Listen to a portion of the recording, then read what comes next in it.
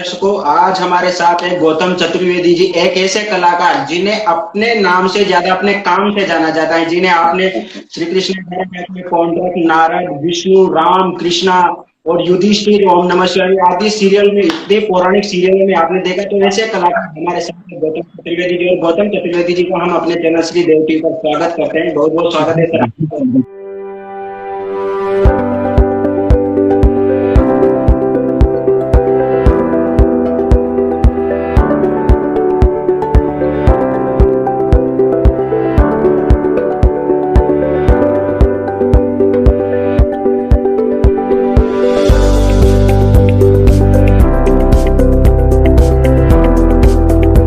बहुत बहुत स्वागत है आपका हमारे चैनल श्रीदेव टीवी पर सर। और आज हमारे लिए परम सौभाग्य की बात है कि आज आप हमसे मुखातिब हो रहे हैं, संबोधित हो रहे हैं श्रीदेव टीवी पर।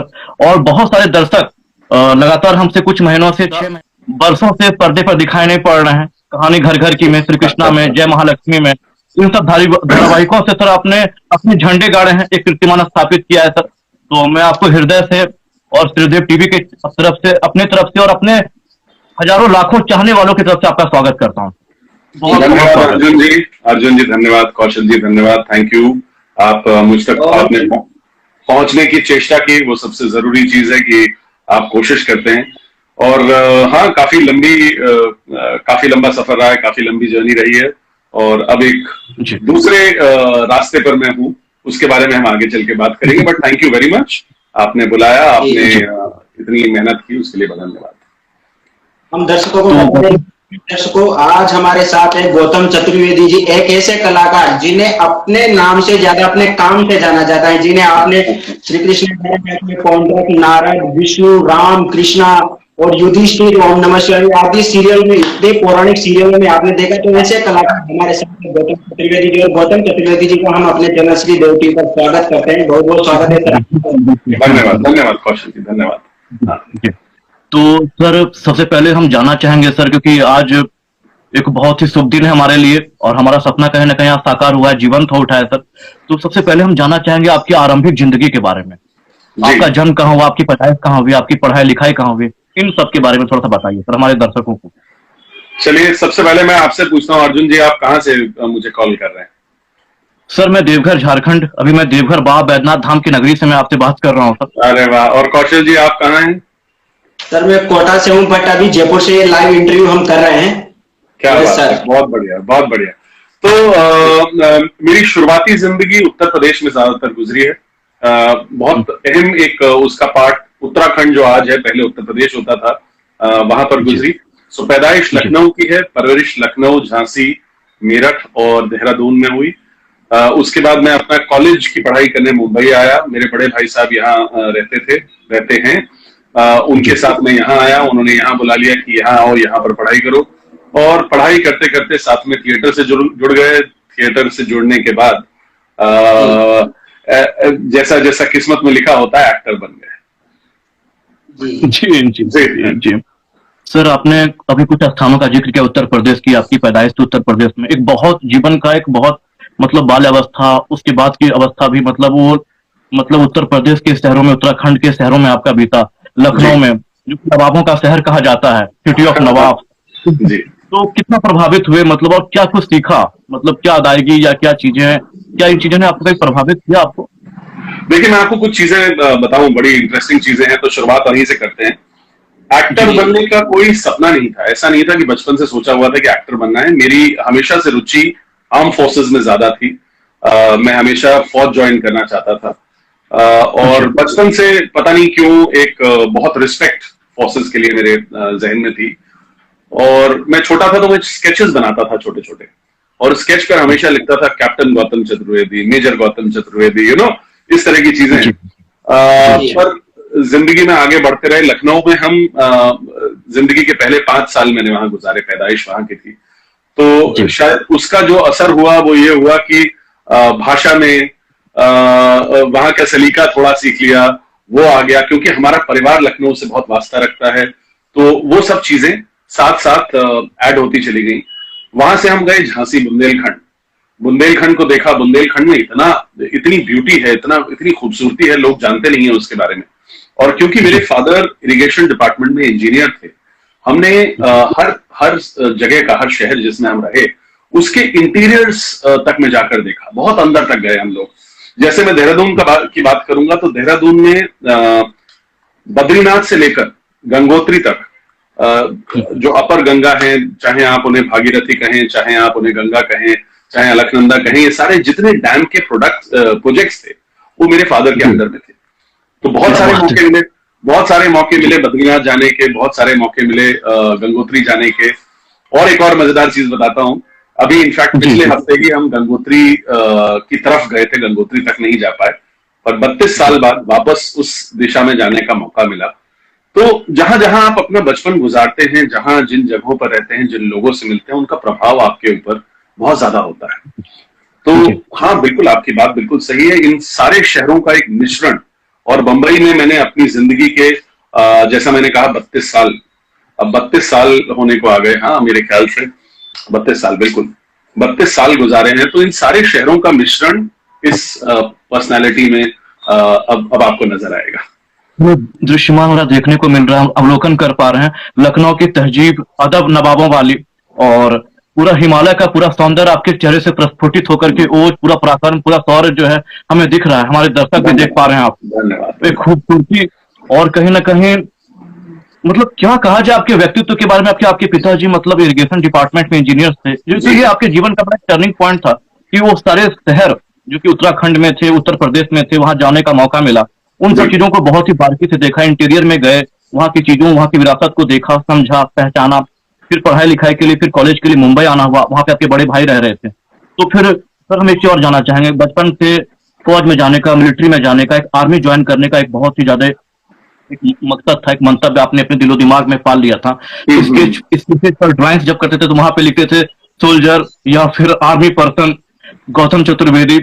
तो फिर जीवन में ऐसा क्या हुआ, ऐसा क्या यूटर्न आया कि जीवन में लगा कि अब मुझे एक्टिंग के क्षेत्र में जाना? क्योंकि आप मुंबई जब गए थे तो वहां पे थिएटर भी आपने ज्वाइन किया, बहुत सारे थिएटर्स भी आपने किए, रंगमंच से जुड़े, रंगमंच की कलाकारी से काफी ओतप्रोत हुए। तो फिर ऐसा कब जीवन में लगा कि अब कलाकारी के क्षेत्र में भी अपना हुनर दिखाना है हम? नहीं, ऐसा मतलब मैं नहीं कहूंगा ऐसा कोई मोड़ आया या ऐसा कोई इंसिडेंट हुआ जो बहुत इंटरेस्टिंग था, लेकिन ये था कि मैं थिएटर तो बचपन से कर रहा था। मतलब थिएटर की जब बात करते हैं, हमारी कॉलोनीज जिनमें हम रहते थे, वहां कोई ना कोई एक्टिविटी होती थी, उन एक्टिविटीज में पार्टिसिपेट करते थे, उनमें प्लेज में पार्टिसिपेट करते थे। फिर जब बंबई आए तो बंबई में कॉलेज में पार्टिसिपेट करना शुरू कर दिया। तो उसी दौरान जब हम बंबई में थे, शुरुआत के दिनों में, मेरे ख्याल से मैं तब 20 साल का रहा हूंगा, तो एक बिल्डिंग में मेरी बड़ी बहन भी यही रहती थी, उनकी शादी यहाँ हुई है, वो भी यहाँ रहती हैं। उनके घर के जो बिल्डिंग थी उसमें नीचे मैं क्रिकेट खेलता था, मेरे कुछ दोस्त थे, और उन दोस्तों ने कहा कि यार गौतम, हमारे हिसाब से तुम्हें एक्टर होना चाहिए। तो मैंने अच्छा, इस दिशा में तो मैंने कभी नहीं सोचा। मैं तो हमेशा दो ही लक्ष्य थे, या तो आर्म फोर्सेस नहीं तो MBA करूंगा। तो उसी की तैयारी कर रहा था मैं। कहते नहीं, हम आपको किसी से मिलवाते हैं, आप इनसे मिलिए। और उन्होंने इमीडिएटली साइन अप कर दिया 2 टेलीविजन शोज के लिए। उन 2 में से सिर्फ एक टेलीविजन शो दूरदर्शन पर आया बहुत पहले, और उस 4-6 दिन की शूटिंग जो हमने एक एपिसोड की थी, उसके बाद उन्होंने कहा कि हम आपको एक एक्टिंग क्लासेस में स्पॉन्सर करना चाहते हैं, we will pay for the fee, आप जाइए और वहां पर इस अपनी कला को थोड़ा और बेहतर करिए। तो एक बहुत ही नामी गिरामी जाने माने एक्टिंग के टीचर हैं किशोर नमित कपूर, जो पहले खुद एक्टर होते थे और उसके बाद उन्होंने एक उस जमाने में एक्टिंग इंस्टीट्यूट नया खोला था, किशोर नमित कपूर।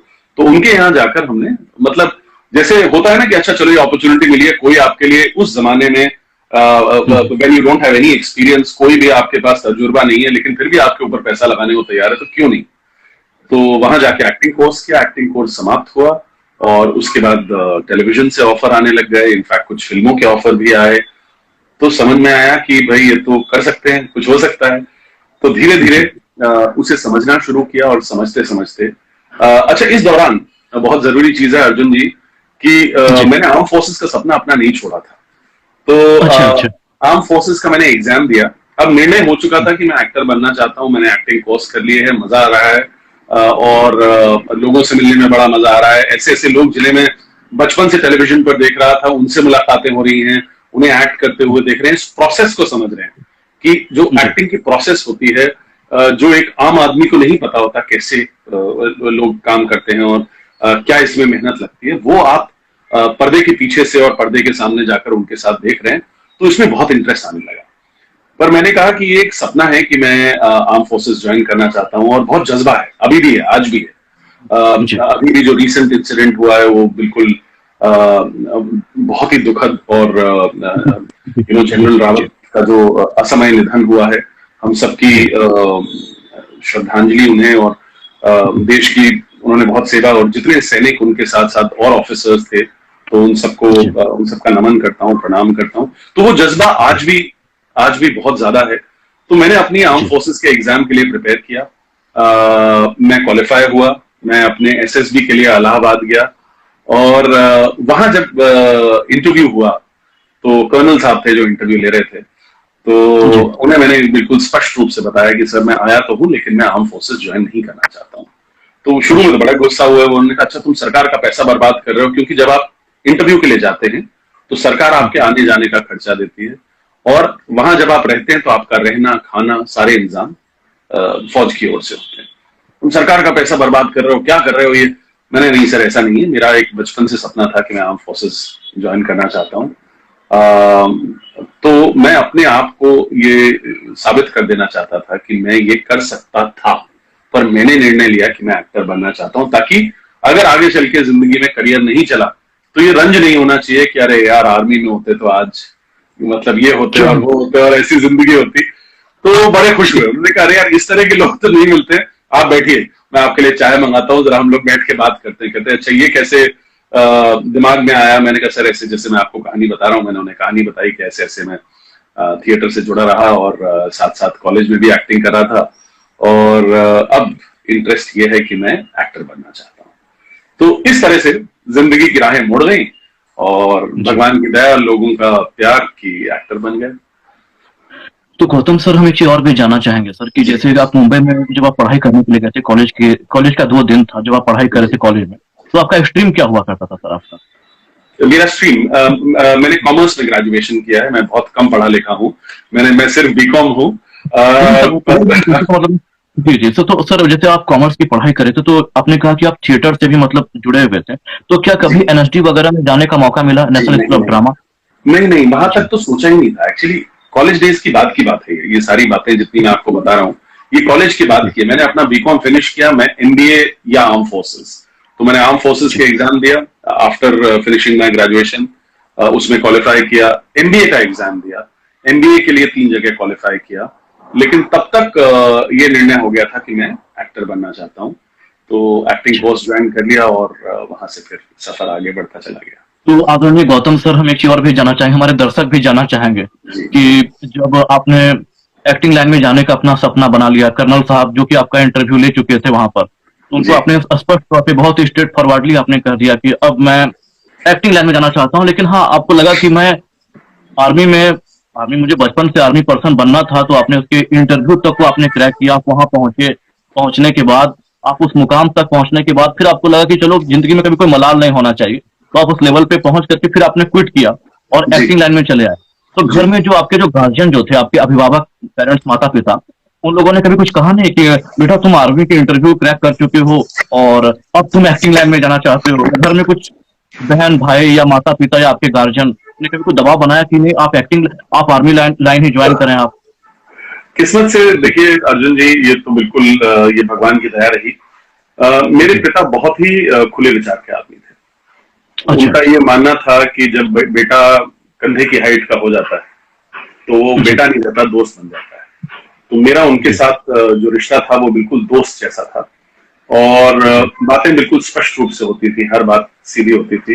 उन्होंने कहा अच्छा ठीक है, आप एक्टिंग करना चाहते हैं एक्टिंग करिए, कोई दिक्कत वाली बात नहीं। वो खुद इंजीनियर थे, खुद आज के जमाने में जो IIT है रुड़की, उस जमाने में प्रीमियर इंजीनियरिंग इंस्टीट्यूट होता था, उसके one of the top students थे, बहुत ही इंटेलिजेंट। और हमारा पूरा परिवार बहुत ही साहित्यिक और बहुत पढ़ाई लिखाई से जुड़ा हुआ परिवार है। मेरी माँ बहुत अच्छा लिखती हैं, वो लेखिका है, वो कविताएं लिखती हैं, कहानियां लिखती हैं। तो उनका पूरा परिवार बहुत पढ़ाई लिखाई और सर्विसेज से जुड़े हुए लोग थे। तो पढ़ाई लिखाई पर बहुत ज्यादा तवज्जो था, बहुत इंपॉर्टेंस दी जाती थी। वहां से एक सडनली लड़का निकलता है और वो एक्टर बनना चाहता है। तो जनरली पूरे परिवार में बहुत इस तरह की बातचीत थी, लेकिन मेरे फादर, मेरे पिताजी, माताजी, बड़े भाई, बड़ी बहन, किसी ने कभी इस पे सवालिया निशान नहीं उठाया। सबने बोला अच्छा जो तुम करना चाहते हो करो, बट पापा ने सिर्फ एक बात की, जो चीज करो, जो भी काम करो, जो भी तुम करना चाहते हो, जिसमें भी इंटरेस्टेड हो, करना पूरे दिल से, 100% करना। ये नहीं कि उसे बेमन से कि अच्छा अच्छा ठीक है आज अर्जुन जी ने बुलाया इंटरव्यू के लिए यार तो आ जाते हैं, कौशल जी ने फोन किया ठीक है कर लेते हैं, उसमें मजा नहीं है। करो तो ठीक से करो, नहीं तो मना कर दो कि भाई नहीं नहीं नहीं मैं इंटरेस्टेड नहीं हूँ इसमें, मैं नहीं करूंगा। तो बस उसी के साथ इस लाइन में आए। आता कुछ नहीं था, मालूम बिल्कुल कुछ नहीं था। कोई हमारे परिवार में से मेरे एक कजिन ब्रदर थे जो एक्टिंग लाइन में थे, लेकिन जब तक मैंने शुरू किया उन्होंने इससे ब्रेक ले लिया था। लेकिन बिल्कुल कुछ मालूम नहीं था, कोई भी चीज नहीं मालूम थी। कैमरा दिखने में कैसा होता है, लाइट क्या होती है, फेस लाइट क्या होती है, डायलॉग डिलीवरी क्या होती है, पॉजेस क्या होते हैं, कुछ नहीं मालूम था। भाई आप जब कॉलेज लेवल पे या स्कूल लेवल पे प्ले करते हैं तो आपको सिर्फ अपने डायलॉग याद रखने होते हैं, एंट्री और एग्जिट मालूम होनी चाहिए, उससे ज्यादा तो जरूरत नहीं पड़ती है। तो अब जब आए तो सीखने के लिए मेरे अंदर मुझे बहुत मजा आया। मैं चीजों को देखता था, जैसे मैं आपसे कह रहा था, बड़े सीनियर एक्टर्स, बड़े बड़े एक्टर्स जिन्हें हम पहले देखते थे, जो बहुत ही हमारी इंडस्ट्री में बहुत रिस्पेक्ट किए जाते हैं। इनफैक्ट जो शायद दर्शक नहीं जानते, वो हमारे टेक्नीशियंस हैं, हमारे जूनियर आर्टिस्ट हैं, हमारे कैमरामैन, लाइटमैन, हमारे स्पॉट बॉयज, उनके साथ इंटरेक्ट करने को मिला।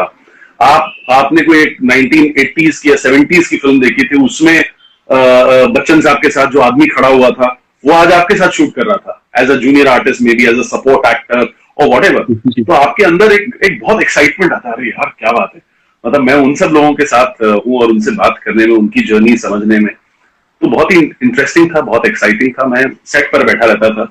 ज्यादातर लोग अपने मेकअप रूम्स में या वैनिटी वैन में बैठना पसंद करते थे, मैं सेट पर बैठता था और मैं देखता था ये होता कैसे, ये लाइटिंग कैसे हो रही है, ये कैमरा कैसे लगा रहे हैं, अच्छा इस आदमी के साथ अगर शूट कर रहे हैं तो वो कैसे इमोट कर रहा है, कैसे एक्टिंग कर रहा है, क्या उसके अंदर कला है जो मुझे भी सीखनी चाहिए, मुझे नहीं आती है ना? तो वो मेरे लेसन्स थे और वो लेसन्स मेरे ख्याल से बहुत ही वैल्यूएबल थे, बहुत मूल्य रखते हैं मेरे लिए, और उनसे मैंने बहुत सीखा।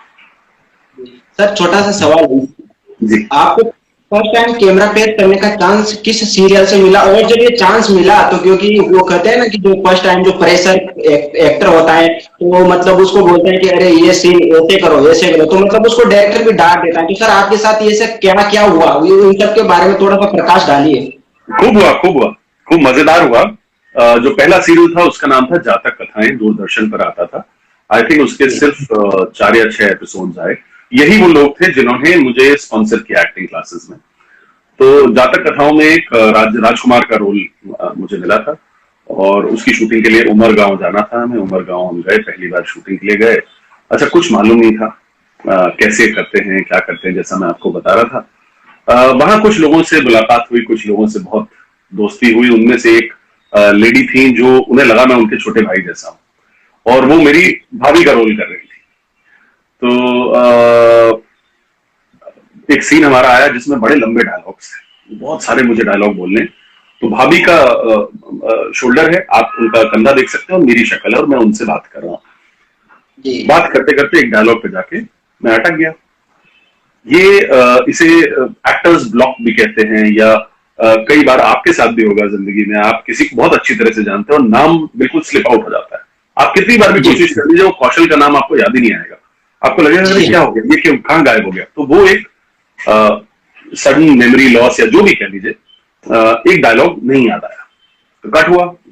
डायरेक्टर थोड़ा चिल्लाए, उन्होंने कहा चलो वन मोर। अरे यार वन मोर हुआ, सेकंड टेक हुआ, फिर उस लाइन पर जाकर उसी पॉइंट पर जाकर फिर अटक गया। थर्ड टेक हुआ तो उन्होंने चिल्लाना शुरू कर दिया वहां से, और वो चिल्लाने से वो बात बढ़ती चली गई। हो गए होंगे 10-12 टेक्स हो गए होंगे। तो मैं देख रहा हूं कि मैं जिन्हें संबोधित कर रहा हूं, जो मतलब मेरी बड़ी बहन समान है, जिन्होंने मुझे अपना छोटा भाई माना है, उनकी आंखों से आंसू गिर रहे हैं और मैं अपने डायलॉग पे वही जाकर फंबल हो रहा हूं।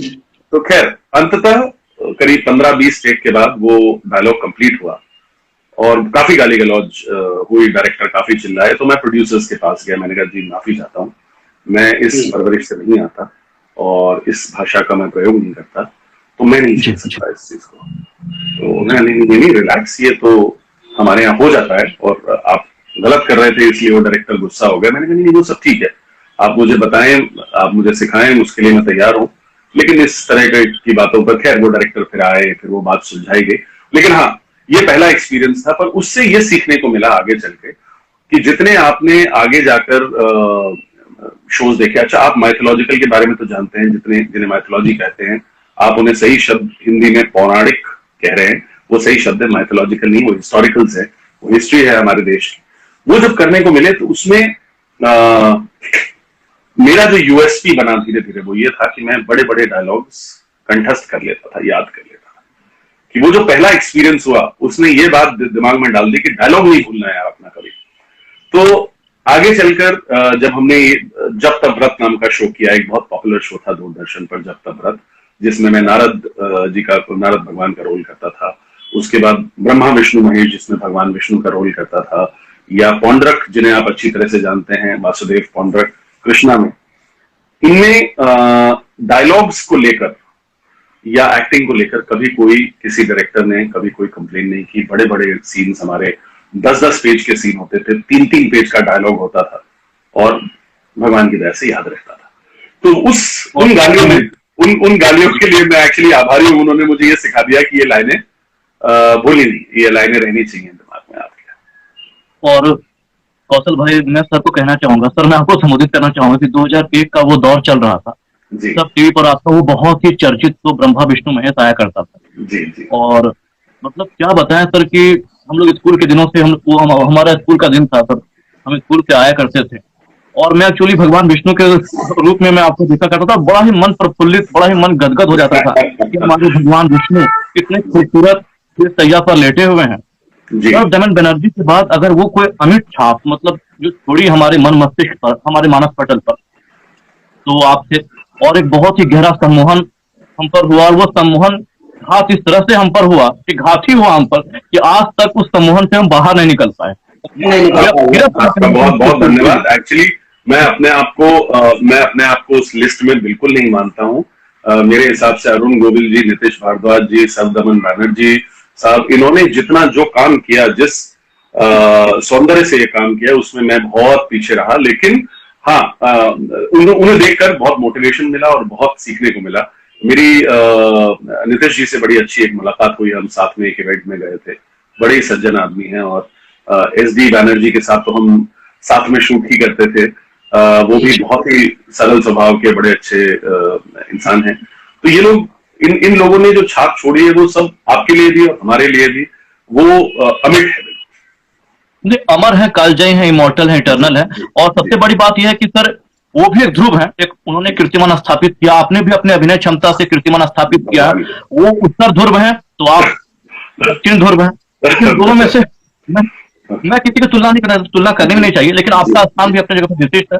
और मैं ये कहना चाहता हूँ आपसे, बिल्कुल मैं बता देना चाहता हूँ आज आपको कि जब भगवान विष्णु के तौर पर ब्रह्मा विष्णु महेश में आप दिखाई दिए थे तो मेरी बड़ी दिली ख्वाहिश थी, मैं परमात्मा से, परम से, भगवान से कहता था कि जब भगवान राम का इसमें दिखाए तो राम जी के तौर पे यही आए, यही विष्णु भगवान ही राम बनकर के आए। और कुछ महीनों के बाद, कुछ महीनों के अंतराल के बाद आप राम के रूप में जब आए तो आपके सौंदर्य का एक ऐसा जादू बिखेरा आपने कि हम लोग, दर्शक लोग बिल्कुल खो गए। वो हमारी बाल्यावस्था थी और हमें बहुत प्रभावित हुआ। धन्यवाद। आप कुछ कह रहे हैं? हाँ सर से हमारा सवाल है कि दर्शक भी मतलब काफी दिनों से इस क्वेश्चन की डिमांड की, हम चाहेंगे कि सर इसका आंसर दे कि मतलब आपको श्री कृष्णा धारावाहिक में जो वासुदेव पौंड्रक का कैरेक्टर करने का अवसर कैसे मिला आपको ये रोल? सर इसके बारे में बताने भाई की भी जिज्ञासा, हमारे दर्शकों की भी जिज्ञासा को शांत करें। अरे बहुत मजेदार था कौशल जी। एक्चुअली मैं टेलीविजन बहुत संभल के कर रहा था उस जमाने में, बिल्कुल शुरुआत का दौर था और मैं नहीं चाहता था बहुत ज्यादा टेलीविजन करना, मैं फिल्में ज्यादा करने में इंटरेस्टेड था। जैसा कि होता है, हम छोटे शहरों से आते हैं और हमारा सपना ये होता है कि एक दिन हीरो बनेंगे। जितने भी फिल्म इंडस्ट्री में आते हैं तो कोई और किरदार नहीं करना चाहता, कोई नेगेटिव नहीं करना चाहता, कोई छोटा रोल नहीं करना चाहता, कोई टेलीविजन नहीं करना चाहता, सब फिल्में करना चाहते हैं, सब फिल्में हीरो बनना चाहते हैं। वैसे ही मेरा भी सपना था। तो एक आध टेलीविजन शोज मैंने तब करने शुरू किए थे 1994 में। मेरा एक पहला शो आया था जिसका नाम था काश। काश, अगर आपको याद हो, आई डोंट नो आप 94 में कितने साल के रहे होंगे। अर्जुन जी तो मेरे ख्याल से 2-3 साल के रहे होंगे, और कौशल जी पता नहीं जन्म हुआ था कि नहीं हुआ था। तो 1994 में सोनी चैनल की जब शुरुआत हुई थी तो उसमें शो आया था, उसका नाम काश था, और काश से शुरुआत हुई थी, और उसमें one of the main Leeds कर रहे थे हम लोग, और उसकी शूटिंग देहरादून, मेरी बहुत ही चहेता जो शहर है जहां मेरा बचपन गुजरा, देहरादून मसूरी, उसके आगे हिमालयाज में शूटिंग हुई थी उसकी, और बड़ा ही खूबसूरत शो था। उसके बाद कुछ पौराणिक शोज के लिए मेरे पास ऑफर्स आने शुरू हुए, भगवान शिव का रोल, भगवान विष्णु का रोल, इस तरह के। तब तक सागर्स के यहाँ से एक कॉल आया, और सागर्स में आनंद सागर जी का आपने जरूर नाम सुना होगा, मेरे बहुत ही रिस्पेक्टेड, बहुत ही अजीज, बहुत ज्यादा पसंद करता हूं मैं आनंद जी से मुलाकात हुई। आनंद जी ने कहा भाई गौतम ऐसा। हाँ जी, my favourite director Anand Sagar जी। आनंद सागर जी बहुत अच्छे सज्जन, मतलब बहुत ही सज्जन पुरुष, बहुत ही फुल ऑफ एनर्जी, समय पर काम करने वाले, मुझे बहुत ज्यादा पसंद थे, ऐसे लोग मुझे बहुत पसंद है। तो आनंद जी से मुलाकात में आनंद जी ने कहा ये बड़ा इंटरेस्टिंग कैरेक्टर है गौतम, ये नेगेटिव कैरेक्टर है, और ये कैरेक्टर एक आदमी का है जो अपने आप को कृष्ण मानता था, वो नकली कृष्ण था। मैंने कहा मैंने ये कहानी सुनी हुई है, मैं जब छोटा था मेरी दादी मुझे कहानियां सुनाती थी, उनमें से ये कहानी सुनी हुई है मैंने। तो कहते हैं उसका नाम वासुदेव पौंड्रक है कैरेक्टर का, और ऐसा कैरेक्टर है, तुम क्या करना चाहोगे? मैंने कहा ये तो बहुत ही इंटरेस्टिंग है ये कहानी मैंने बचपन में सुनी हुई है, और क्यों नहीं करते हैं। मैंने बस उनसे ये पूछा, मैंने कहा इसकी कुछ बंदिश है क्या इस कैरेक्टर की, कि ये कैरेक्टर ऐसा ही होना चाहिए, ये कैरेक्टर इसी तरह बोलना चाहिए? कहते नहीं, कोई बंदिश नहीं, तुम जिस तरह से करना चाहो। तो जब हम सेट पर पहुंचे, जब लाइनें वगैरह मिली, तो एक कैरेक्टर नया बन गया। उस कैरेक्टर की आवाज बहुत डिफरेंट थी। उस जमाने में हम बड़ौदा में शूटिंग करते थे, और एपिसोड्स जल्दी आते थे, तो हमारी आवाज की डबिंग कोई और करता था। तो एक बड़े ही सीनियर एक्टर हैं शक्ति सिंह जी, जो बहुत ही अच्छे वॉइसिंग आर्टिस्ट भी हैं, उन्होंने इस कैरेक्टर की वॉइसिंग की थी। तो ये जो कैरेक्टर था, इसने ये बोलता ऐसे था, हम भगवान हैं, हाँ। तो एक बड़ा ही एसेंट्रिक, पागल, अजीब सा कैरेक्टर था। तो मेरे पास शक्ति जी का मैसेज आया, मतलब थ्रू आनंद जी, कहते हैं यार ये इस तरह से बोलेगा तो मैं डबिंग कैसे करूंगा, ये कैरेक्टर किसी भी तरह बोल रहा है, मतलब ये टिपिकल नहीं है, ये ऐसे नहीं बोल रहा है कि हम भगवान हैं, हाँ, ये ऐसे नहीं बोल रहा है, ये बोल रहा है हम भगवान हैं, हाँ। तो उस कैरेक्टर से एक तो फ्रीडम था, कुछ भी कर सकते हैं। आनंद जी उसे डायरेक्ट कर रहे थे, पापा जी भी आते थे, पापा जी मतलब रामानंद सागर साहब, गॉड ब्लेस हिज सोल, पापा जी भी आते थे शूट पर, बट बेसिकली आनंद जी उसे डायरेक्ट कर रहे थे। उन्होंने फ्रीडम दिया, हमें फ्रीडम मिल गया, हमें एक इंटरेस्टिंग कैरेक्टर मिल गया, तो उसे करते करते Vasudev Paundrak became a very interesting character. Sir बेहद अद्भुत आनंद आ रहा है आपसे बातचीत करके लाइव टॉक सेशन में, सर बहुत आनंद आ रहा है। थैंक यू अर्जुन जी। कौशल पूछो अगला सवाल। हाँ, अच्छा अर्जुन भैया, मतलब सवाल ये था कि सर जब आप वासुदेव पौंड्रक का कैरेक्टर प्ले कर चुके थे, फिर आपको उसके बाद ब्रह्मा विष्णु महेश में विष्णु जी का कैरेक्टर करने का चांस मिला, राम का मिला, श्री कृष्ण का मिला, क्योंकि एक तो पौंड्रक कृष्ण बेरी पौंड्रक का कैरेक्टर आप कर चुके थे, फिर आकर के स्वयं श्री कृष्ण का भगवान का कैरेक्टर आपने प्ले किया, तो उसका कितना मतलब डिफिकल्ट रहा आपके लिए विष्णु मतलब पौंड्रक? उसमें तो आप बोलते थे अरे देवी तारा ये तो हनुमान हो ही नहीं सकता, इसमें मतलब वो कृष्ण वाली आवाज में बोल रहे हैं, मतलब वो चेहरा और ये चेहरा, तो मतलब कैसे किया आपने इन दोनों को मैनेज, वो कृष्ण बेरी पौंड्रक का और इसका कृष्ण का, स्वयं कृष्ण का? तो इन सब के बारे में थोड़ा विस्तार से बताइए। बिल्कुल कौशल जी, जैसे मैंने आपको बताया, मैं तो बिल्कुल लर्नर्स लाइसेंस के साथ इस इंडस्ट्री में आया, और अभी लर्नर्स लाइसेंस के साथ ही घूम रहा हूँ यहाँ पर, जो भी सीख रहा हूँ सीखने के लिए आया हूँ। तो मुझे जब ये कैरेक्टर्स ऑफर हुए, तो मैंने आपसे कहा शुरुआत में मुझे शिव भगवान का, भगवान विष्णु के, इसी तरह के रोल्स ऑफर होते थे। मुझसे नहीं थी, जवान थे, शक्ल ठीक ठाक थी, तो उन रोल्स के लिए तो ये पहली बार हुआ कि किसी ने थोड़ा एक नेगेटिव पौंड्रक का रोल ऑफर किया, मुझे बड़ा मजा आया। लेकिन उसके बाद जय महालक्ष्मी नाम का एक शो आता था दूरदर्शन पर, उसमें भगवान विष्णु का रोल, उसी समय जब मैं पौंड्रक कर रहा था, उसी समय सागर्स ने मुझे वो शो ऑफर किया। उसी दौरान क्रिएटिव धीरज कुमार जी का जो प्रोडक्शन है, उसने मुझे नारद का रोल ऑफर किया, जो कंप्लीटली डिफरेंट है। नारद कंप्लीटली डिफरेंट, भगवान विष्णु कंप्लीटली डिफरेंट, कॉन्ड्रक कंप्लीटली डिफरेंट। ये सारा उसी दौर उन 5-6 साल में ही ये सारे रोल्स हो रहे थे। उसके बाद नारद करने के बाद भगवान इंद्रदेव, भगवान इंद्र तो नहीं कहना चाहिए, इंद्रदेव का रोल भी मिला। तो ये सारी वैरायटी ऑफ रोल्स थे जो ऑफर किए गए, और मैं इस बात से बहुत खुश हूं कि मैं उन रोल्स को कर पाया, क्योंकि जो डायरेक्टर्स थे इसके, जो उस समय इसे डायरेक्ट कर रहे थे, ये सब इंडस्ट्री के बहुत सीनियर लोग थे। इन्होंने बहुत एक्टर्स को देखा था, ट्रेन किया था, उनके साथ काम करना, उस काम को सीखना और उस काम में थोड़ा निपुण होना बहुत मुश्किल था। नारद करना मेरे लिए बहुत डिफिकल्ट था, क्योंकि मेरे से पहले नारद क्रिएटिव आई में एक संदीप मेहता नाम के एक्टर, संदीप जी बड़े अच्छे मित्र हैं हमारे, उन्होंने किया। और संदीप मेहता ने इतना बढ़िया नारद किया था कि उस नारद को कंपेयर करना गौतम चतुर्वेदी के लिए बहुत कठिन था। इनफैक्ट मेरे डायरेक्टर जो थे, उन्हें हम दद्दू बुलाते थे, गौड़ साहब, बहुत ही वेल नोन उस जमाने के माइथोलॉजिकल फिल्म्स और शोज के डायरेक्टर थे।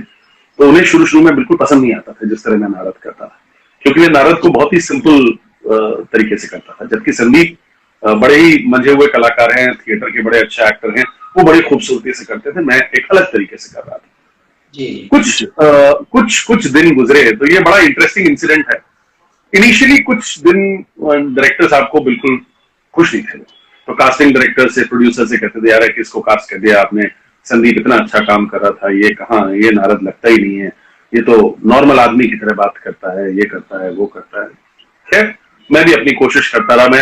उन्होंने मुझसे बहुत कहा कि आप टिप्स देखिए, जीवन जी का नारद देखिए कैसे किया उन्होंने, संदीप मेहता। मैंने कहा अगर मैंने उनका देख लिया तो मैं कहीं ना कहीं प्रभावित हो जाऊंगा, उनकी तरह करने लगूंगा, तो मेरी ओरिजिनलिटी खत्म हो जाएगी।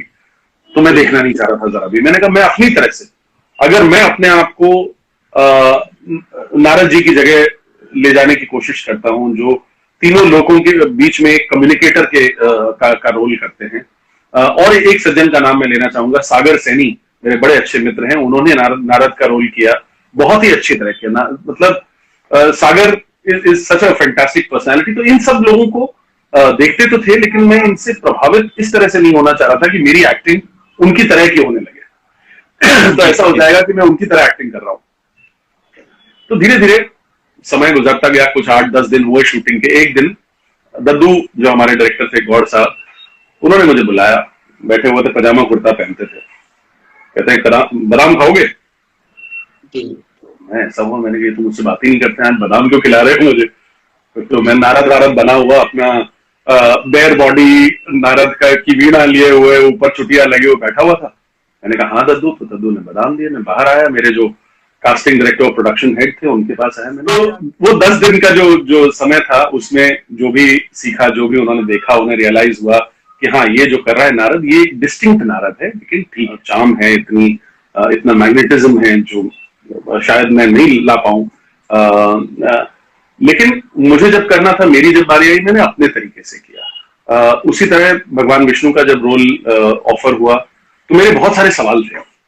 उन सवालों को मैं आगे चल के आपको बताऊंगा, और उन्हें पापा जी ने बड़ी अच्छी तरह आंसर किया, रामानंद सागर साहब ने। बिकॉज डाउट के साथ में काम नहीं कर सकता कि ये कैरेक्टर डाउट में ऐसा क्यों है, क्यों कर रहा है, वो काम में मजा नहीं आता। And he clarified that doubt very beautifully, इसलिए शायद वो कैरेक्टर इतनी खूबसूरती से आगे आ सका। जी सर, तो आप पौराणिक धारावाहिकों के, पौराणिक आख्यानों के, ये महान सब चरित्रों को आप टीवी धारावाहिक पर, मतलब आप अभिनय कौशल के माध्यम से इसको पर्दे पर दिखा रहे थे, उतार रहे थे, अपने भीतर तो किरदारों को बिल्कुल जिंदा कर लिया था सर आपने। आपको इसकी जाती थी। मेरा एक प्रश्न है, छोटा सा प्रश्न है मेरा, कि आप अपने वास्तविक जीवन में, अपने निजी जिंदगी में इन पौराणिक आख्यानों के जो बड़े बड़े जो नायक हैं, चाहे वो राम हो, विष्णु हो, शिव हो, ये तो भगवान है, और जिनका भी किरदार आपने निभाया, इनके बारे में क्या आपने बहुत कुछ अध्ययन कर रखा था, मतलब या सेट पर जाने के बाद ही मतलब आप पढ़ते थे या जानते थे? क्योंकि आपने अभी थोड़ी देर पहले आपने बताया कि जब कॉन्ट्रैक्ट करने का ऑफर जब आपको सागर आर्ट्स की तरफ से मिला, तो आपकी दादी ने वो कहानी बचपन में सुनाई हुई थी। घर में ऐसा आपने कहा कि आपके घर में पूरा लिटरेचर का एक लिटरेट और लिटरेचर का एक बहुत लोग, मतलब साहित्य का एक बहुत बड़ा जमावाड़ा था, लोग साहित्य पढ़ते थे, लोग आर्ट एंड कल्चर से जुड़े हुए थे। तो क्या इन चीजों को बचपन से आप क्या पढ़ते आए थे, जानते आए थे सर? बिल्कुल हाँ। कॉमिक्स के रूप में, कहानियों के रूप में घर में। देखिए, इन चीजों का जो घर में प्रभाव होता है, जो हमारा भारतीय जीवन है, उसमें आपको सिखाते नहीं है। आपके पिताजी आपको बैठकर नहीं कहानी सुनाते, वो घर में जो हो रही हैं चीजें, घर में यदि कोई पूजा पाठ हो रहा है, विवाह हो रहा है, जो डेली के कॉन्वर्सेशंस हो रहे हैं, बातचीत हो रही है, उनमें आप ये बहुत सारी चीजें, और एज एक बालक के रूप में आप इन चीजों को सुनते रहते हैं और सीखते चले जाते हैं। मेरी दादी मुझे कहानियां सुनाती थी, मेरे घर में जो बातें होती थी, माँ बाप की जो बातें होती थी, माँ पिताजी की जो बातें होती थी, और जब वो अपने परिवारजन से मिलते थे, मेरे नाना बहुत अच्छे लेखक थे, ब्रज भाषा के लेखक थे, तो वो जो लिखते थे वो सुनाया जाता था। हम बच्चे थे, हमें नहीं समझ में आता था, लेकिन जब बैठते थे तो कुछ कुछ बातें समझ में आती थी। उन बातों को जब आप करने गए, जब एज एन एक्टर आप करने गए, तो वो सारी कहानियां आपके सामने आ गई। अरे वाह, ये कॉमिक तो हमने पढ़ी थी, ये किताब, ये कहानी तो हमने पढ़ी थी, दादी ने कहानी बताई थी, अच्छा इसके बारे में तो नाना कहते थे या अम्मा कहती थी। तो वो सारी चीजें एक तरह से एक रिविजन बन गई। आपको ये समझ में आ गया कि ये जो कहानियां आपको सुनाई जा रही हैं, वो आपके कैरेक्टर को बिल्ड करने के लिए सुनाई गई थी बचपन में। शायद उन्होंने भी उस पर्पज से नहीं सुनाई थी, लेकिन आप सीखते चले गए। जो लोग उसे सीख गए वो जिंदगी में मेरे ख्याल से सुलझ गए, और जो नहीं समझ पाए, जो आज भी सवाल करते हैं और कहते हैं कि भाई भगवान कृष्ण की तो 16,000 बीवियां थी, इस तरह का जो इस तरह की बातें करते हैं, शायद वो समझ नहीं पाए उस कहानी को। उसको समझने के लिए थोड़ी और गहराई चाहिए, विचार की और मंथन की आवश्यकता है। जी जी, आपको चिंतन की आवश्यकता है। जी। सर, आपने अब कॉमिक्स का जिक्र किया कि कॉमिक्स भी मतलब पढ़ाई करते, और कॉमिक्स मेरे जीवन का भी एक अहम पहलू, एक हिस्सा रहा, क्योंकि मैं बचपन से राज कॉमिक्स, डायमंड कॉमिक्स, मनोज तुलसी, अमर मैंने चित्रकथा बहुत पढ़ी है। जी जी जी। तो आपने मुझे गूज़बम्प करा दिया है। मुझे